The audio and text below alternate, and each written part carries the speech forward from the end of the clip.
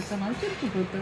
हां आणि ते घरी लाईट त्यांच्या घरी एवढा पैसा असतो की लाईट गेली तर एक दिवस तरी टी व्ही तर बघितली आणि त्याला तशीच लाईट आली ती टी व्ही खराब झाली.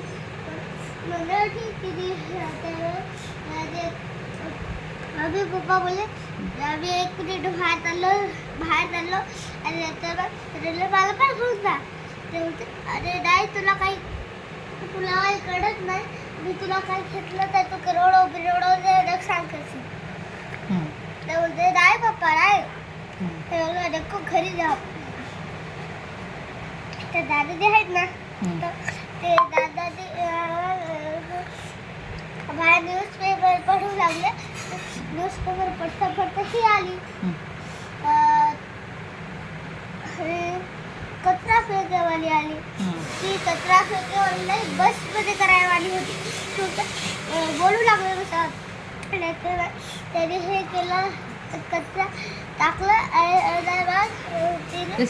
मी ना त्याला असं केलं. तिने त्याला असं हात लावलं नंतर मग ते त्या बसमध्ये झालं. आणि नंतर ती इतना सोना है इतना ले आओ तर त्याने सोना लिहून आणला. त्याला भीती वाटू लागली अरे हे दादाजी काय झालं. तर त्याला माहीत होतं की हा पप्पा का माझे दंडा होता दंडावर पण काय असं नाही झालं.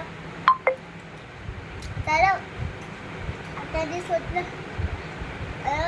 दादाने मला बघून तर हार बा खुश होतात आणि त्याची सारी आत्मा वित्वा ते होते. बघितलं त्याला तरी पण नाही झालं काही. तर त्याने असं झालं तरी त्याला त्याचे पप्पा होते एक सायंटिस्ट होते. तर त्याने सायंटिस्टमधून एक सुपरमॅनचे कपडे बनवले. ते ताकदच होते.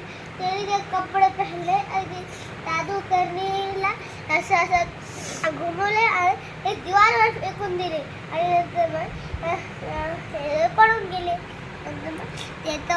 नंतर त्याचे दादाजी पण ठीक झाले.